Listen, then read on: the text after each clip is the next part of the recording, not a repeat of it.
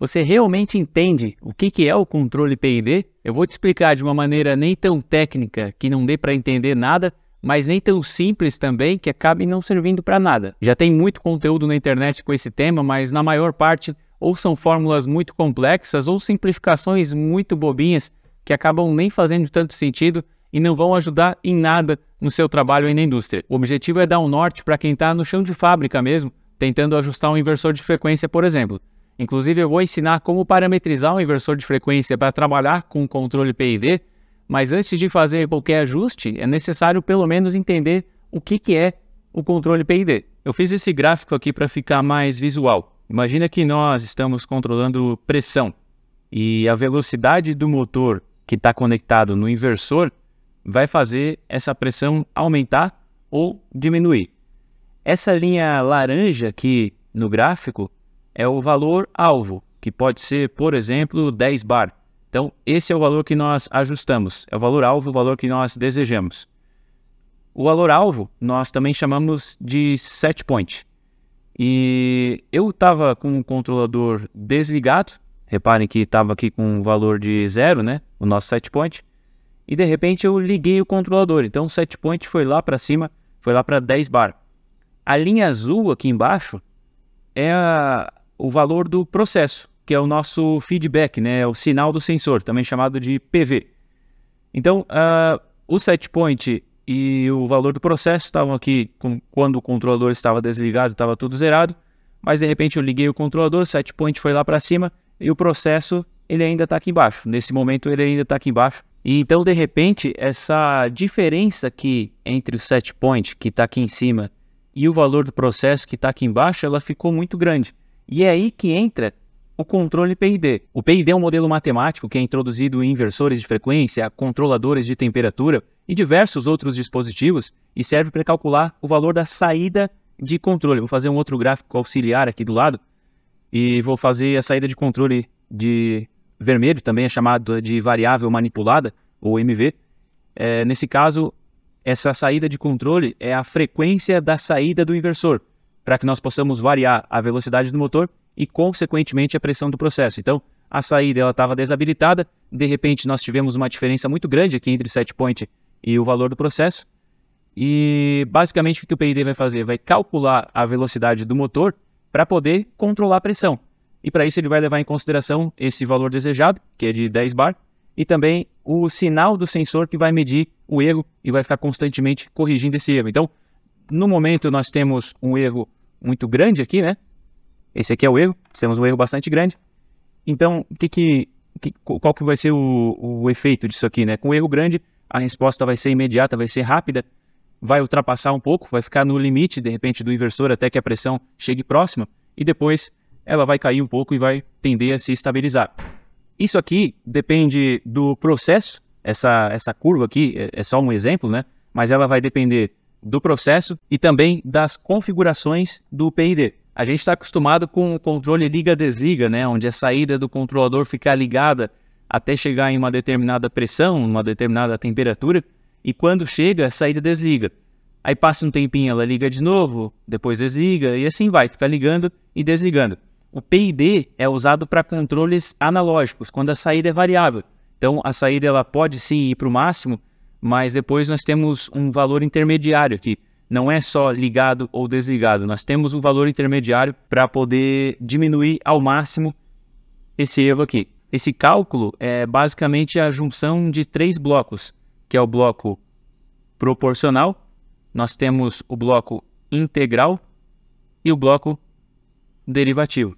E o resultado da ação proporcional somada com a ação integral somada com a ação derivativa é a nossa saída de controle, que é a variável manipulada, né? Ou MV. Então, o quanto que esse inversor vai acelerar para poder atingir o set point, que é o nosso valor aqui que está em laranja, né? O valor alvo, é uma resposta da soma dessas 3 ações aqui, a ação proporcional, ação integral e a ação derivativa. A ação proporcional é o elemento principal e ele deve ser ajustado primeiro.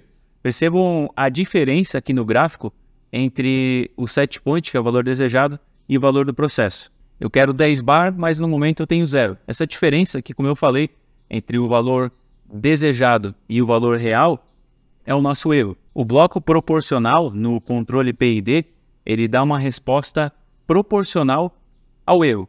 Nesse caso, quanto maior for esse erro, maior vai ser a resposta do sistema para corrigir ele. O controle proporcional vai se comportar dessa maneira. Ele vai mandar a saída de controle acelerar ao máximo, o processo vai subir rapidamente, mas ele vai ultrapassar o valor do set point. Essa ultrapassagem, ela é conhecida como overshoot. Aí o erro aqui, que era para menos, né? Nós tínhamos um erro para menos, agora nós temos um erro para mais. Então o controle corrige a saída novamente, dessa vez diminuindo a velocidade do motor. Então o erro, ele passa a ser para menos. Mas se reparar, dessa vez não passou tanto do valor desejado. E em um processo estável, essas ultrapassagens aqui vão ficando cada vez menores até que o processo se estabiliza. Um dos ajustes que são feitos no inversor de frequência é o ganho proporcional, que é conhecido como KP. Ele é um valor que vai ser multiplicado pelo erro. Então, basicamente, você vai aumentar ou diminuir a representatividade desse bloco, que é a ação proporcional, no controle PID.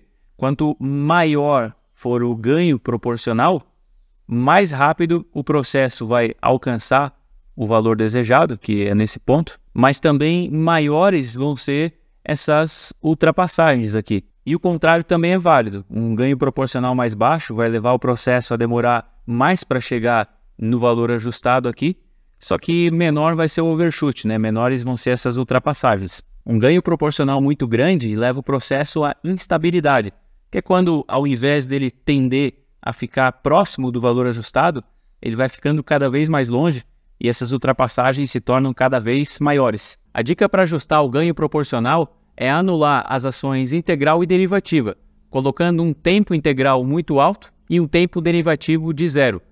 Aí você vai aumentando aos pouquinhos o ganho proporcional até perceber que o processo se tornou instável.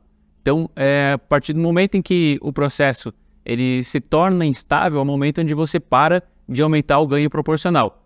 Isso se você conseguir fazer testes, é lógico. Tem casos em que não é possível fazer essas simulações na prática. Então, quando você perceber que o processo começou a ficar instável, quando ele perdeu a estabilidade, aí é o momento em que você para de aumentar o ganho proporcional e esse valor que você tinha, você divide por 2. Então, vamos supor que o ganho estava em 1,5, por exemplo.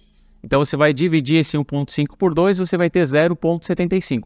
Esse é o valor que você vai colocar inicialmente no ganho proporcional. Essa é uma maneira bem simplificada de obter esse valor do ganho proporcional. É lógico que isso merece um ajuste mais fino depois, mas é muito mais fácil partir de um ponto, partir de um valor, do que ficar testando qualquer valor aleatoriamente. Como eu falei no início do vídeo, o PID é um modelo matemático, então você consegue modelar esses valores matematicamente, mas é algo muito complexo, então o objetivo do vídeo é ajudar quem está no chão de fábrica, e essa é uma maneira de conseguir obter um norte, né, um valor inicial, para que depois se possa então ir ajustando de pouquinho em pouquinho e ter um ajuste mais fino. E uma informação importante: o ganho proporcional, quando ele é negativo, significa que o processo ele vai trabalhar de maneira inversamente proporcional. O ganho ele é multiplicado pelo erro.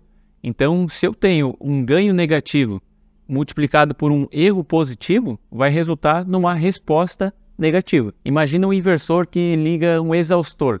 Quanto maior a temperatura, mais rápido ele tem que girar para poder diminuir essa temperatura. É o contrário de um processo onde se precisa aquecer alguma coisa, porque quando se está aquecendo, quanto maior a temperatura, menor vai ser a saída para que se possa equilibrar o processo e chegar realmente no set point. Se você continuar aumentando a saída à medida que a temperatura aumenta, então essa temperatura vai explodir, vai muito além do que você deseja. Então é inversamente proporcional. Quanto no caso da refrigeração, quanto maior a temperatura, mais você tem que maior vai ter que ser o valor na saída, enquanto que no aquecimento é o contrário, né? Quanto maior a temperatura, menor o valor da saída. Mas nos inversores da Brasiltec existe um parâmetro específico para inverter essa lógica, então não vai ser necessário trabalhar com ganho negativo, vocês não precisam se preocupar com isso.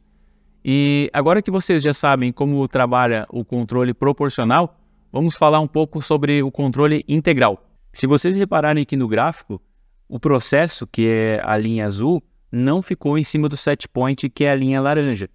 Ele ficou levemente deslocado, nesse caso para baixo, poderia ser para cima também.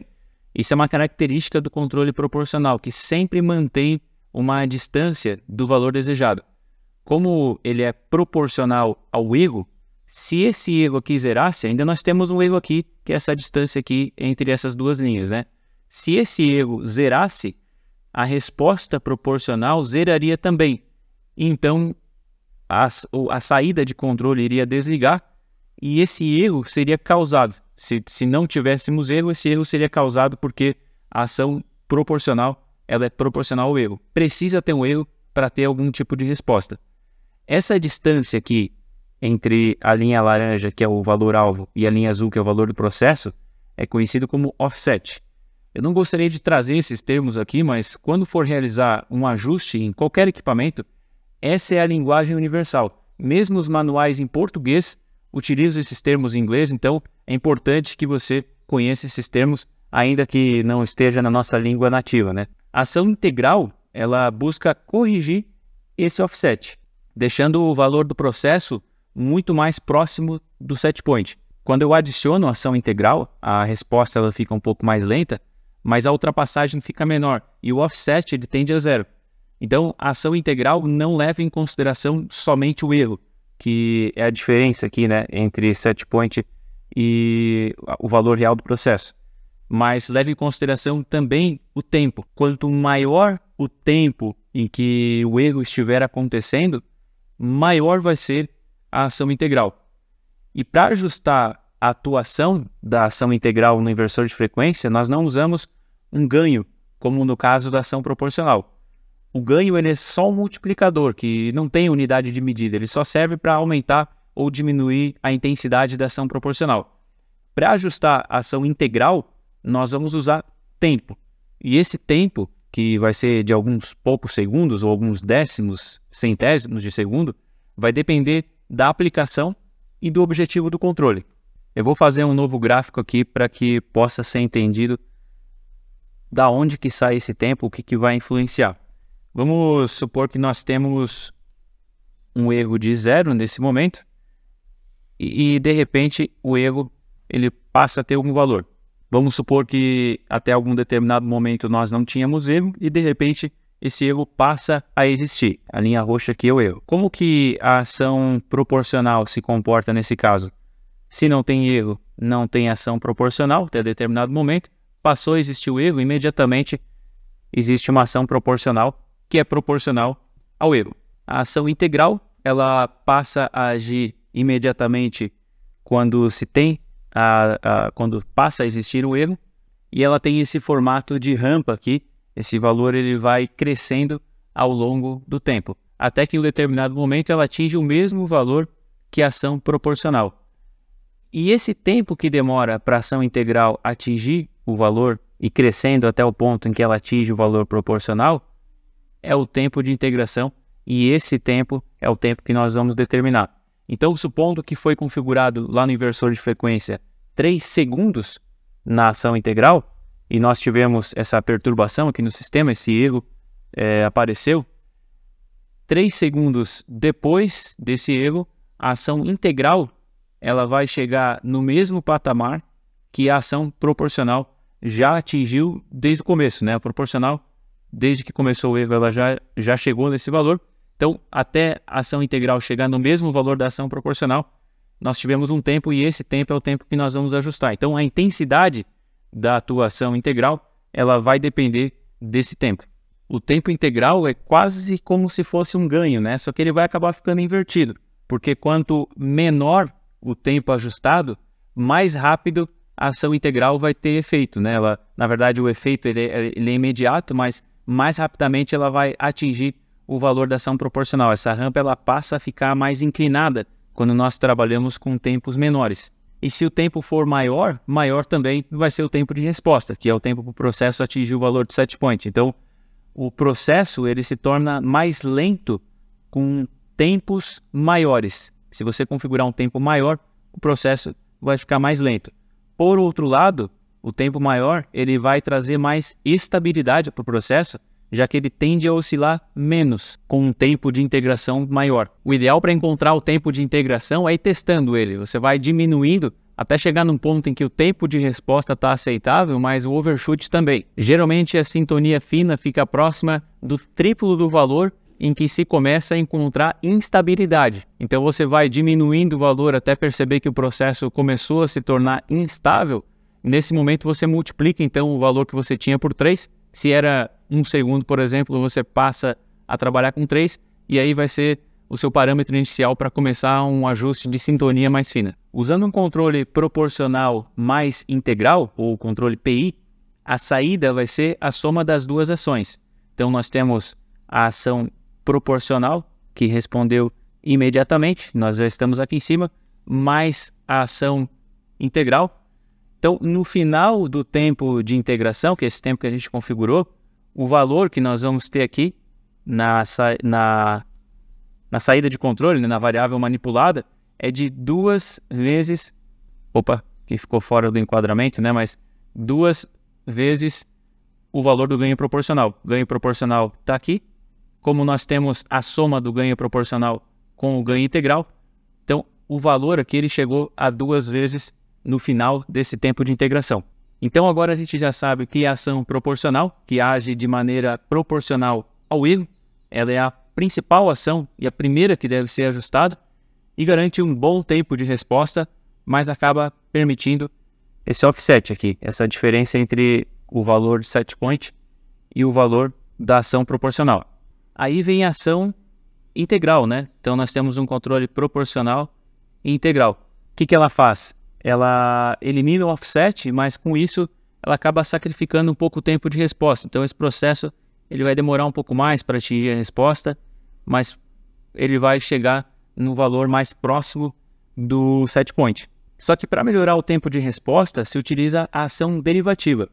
Ela age de maneira antecipada, prevendo, entre aspas, para onde o processo vai e controla a saída para não deixar escapar muito do set point. Usando a ação derivativa da maneira certa, você tem um ótimo tempo de resposta, então vai chegar antes aqui no valor do set point.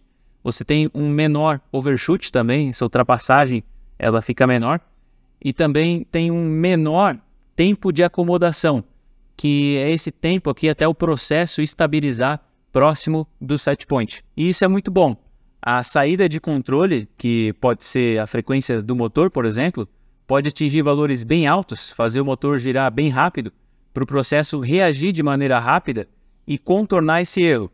E ao chegar próximo aqui do valor ideal, retorne para valores mais baixos, evitando essas ultrapassagens muito grandes. Ela basicamente analisa para onde que o processo está indo e inicia a correção da saída de maneira antecipada. Quando o processo está subindo de maneira muito rápida, é o controle derivativo que vai prever uma ultrapassagem e tentar evitar que ela aconteça e ainda que aconteça, que não tenha tanta intensidade. Eu vou fazer um exemplo de um controle de temperatura. Nós temos um set point que está estável,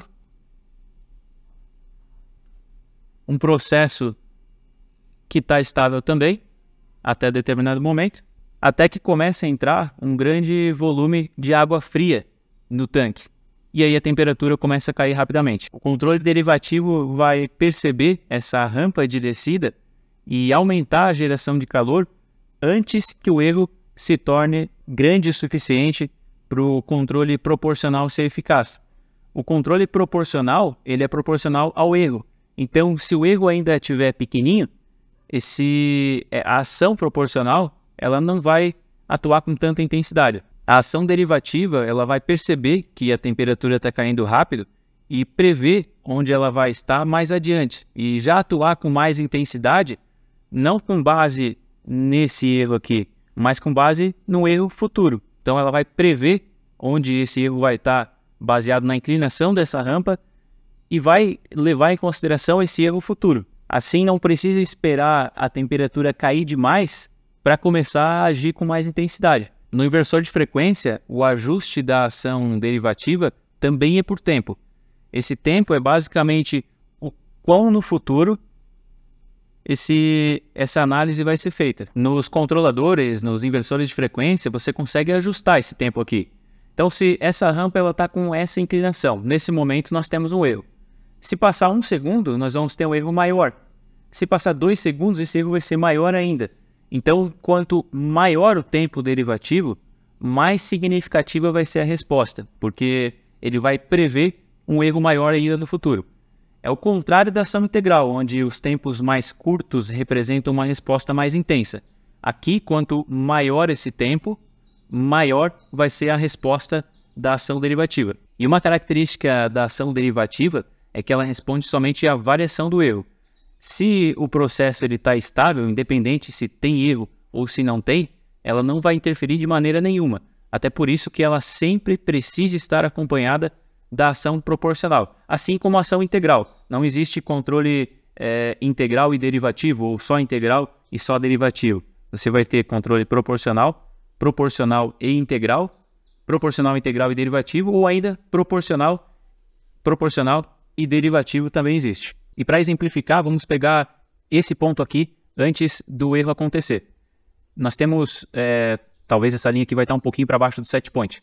Então nós temos um determinado nível de erro aqui. Se eu tentar prever o futuro, não importa quantos segundos para frente eu jogar, nesse ponto aqui, ainda a inclinação aqui no caso vai ser a mesma, então o valor que eu vou ter ainda é igual. Então a rampa ela sempre precisa estar inclinada, sempre precisa ter uma variação de erro para que a ação derivativa tenha efeito. Enquanto a rampa está linear aqui, enquanto ainda que exista um erro, mas se ele não estiver variando, a ação derivativa ela não tem efeito porque no futuro o erro vai continuar igual. Se não tem variação, se essa rampa está linear, se ela está alinhada aqui, então no futuro a resposta ainda vai ser a mesma. E para ajustar o tempo derivativo nos inversores, você vai utilizar a mesma técnica anterior de ir testando. Só que dessa vez, em vez de diminuir o tempo, no caso da ação integral você tinha o tempo de integração e tinha que diminuir, né? No caso da ação derivativa, você vai aumentando esse tempo, mas vai de pouquinho em pouquinho, porque é um ajuste bastante sensível, então pode ser que você acabe passando do ponto com muita facilidade.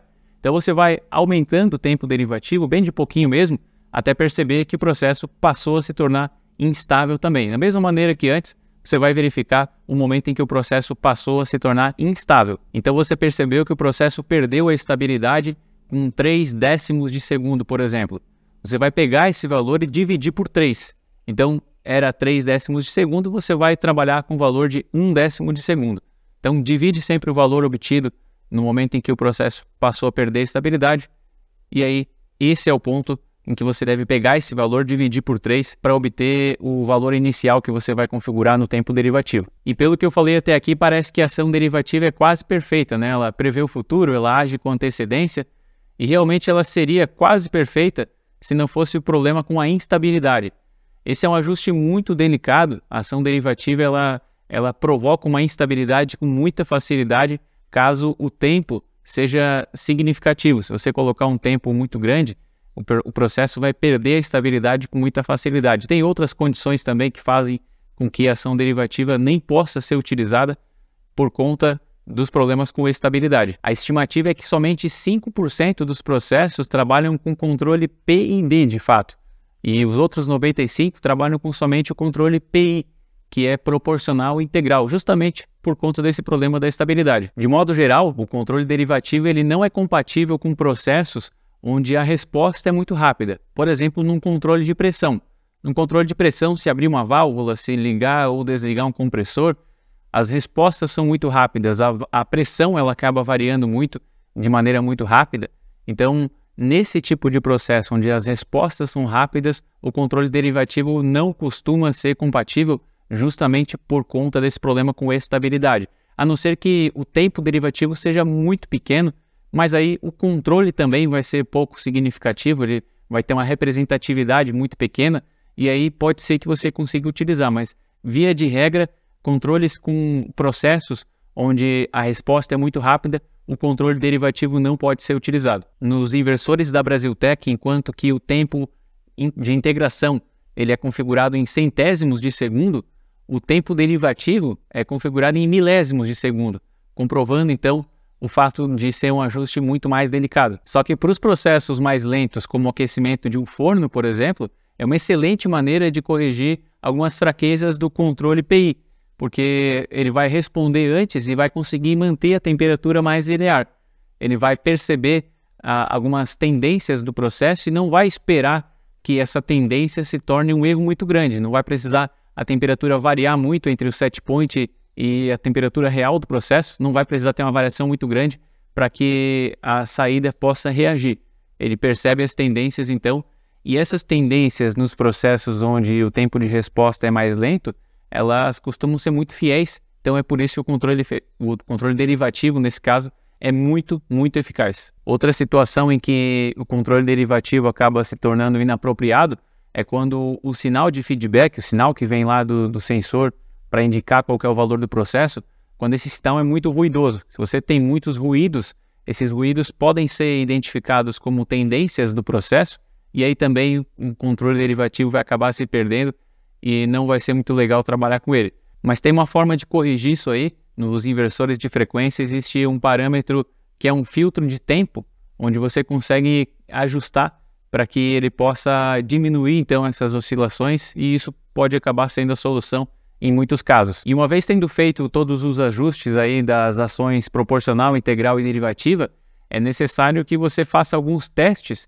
para atestar o bom funcionamento do seu processo. A primeira é o início do processo, quando você liga o controlador. O processo precisa reagir de uma maneira estável.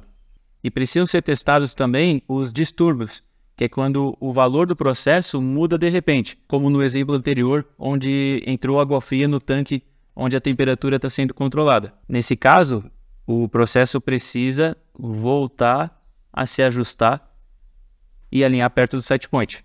Outros exemplos de distúrbio também é quando você tem um controle de pressão e de repente se abre alguma válvula, ou você tem um controle de velocidade e alguma carga é introduzida e essa velocidade cai. E outra situação que precisa ser testada é quando o set point muda, a mudança de set point. O processo também precisa conseguir se adequar e estabilizar. Então são pelo menos 3 testes, né? Nós temos o teste do início do processo, nós temos o teste do distúrbio também no valor do processo, né? Na variável que está sendo controlada aqui, e também nós temos outro distúrbio que é a mudança de set point. O ideal é que eles sejam repetidos várias vezes, né? Tudo isso precisa funcionar e de maneira estável. A estabilidade é muito mais importante do que o tempo de resposta. Ninguém quer um controle que de repente se perde e acaba causando problemas. Então, primeiro de tudo é a estabilidade, mas é legal que você tenha um tempo de resposta curto, que você tenha precisão também no controle. Então, você vai ter que ponderar o que é mais importante no seu processo e ir mexendo nas variáveis até encontrar uma sintonia legal. E assim que começar os testes, analise o processo, vê o que está acontecendo, porque você entendendo minimamente como funciona cada uma das ações do controle PID, talvez esse sintoma que o processo está apresentando pode servir para o seu diagnóstico do que deve ser feito. Se você está tendo muito overshoot, diminui um pouco o ganho proporcional, vai testando. Se está tendo instabilidade no processo, verifica se você não exagerou em uma das ações. Qualquer uma delas, quando estiver exagerada, vai acabar causando instabilidade. Então vai testando, mas essa é a importância de fazer esse ajuste inicial que eu ensinei a fazer. Porque se você tivesse que testar 3 variáveis ao mesmo tempo, na tentativa e erro, aleatoriamente, sem nenhum parâmetro, isso fica quase que impossível de encontrar uma sintonia bacana. Então é bacana que você tenha um ajuste inicial, valores iniciais para poder trabalhar, e a partir disso você faz a sintonia fina, aumentando um pouquinho aqui, diminuindo um pouquinho lá, e assim você encontra um valor satisfatório. Infelizmente é impossível eu passar valores aqui, porque esses valores dependem do processo e cada processo é um processo. Então são vários fatores envolvidos, não tem como eu falar valores aqui. Mas o objetivo é fazer vocês entenderem o que é o controle PID, de que maneira que cada variável trabalha, para que vocês possam entender qual que é a resposta do processo e o que precisa ser melhorado. Eu espero que com esse objetivo eu tenha tido sucesso. E se você quiser saber como parametrizar um inversor de frequência para trabalhar com controle PID, fica ligado nas próximas aulas, porque eu vou ensinar a fazer essa parametrização na prática.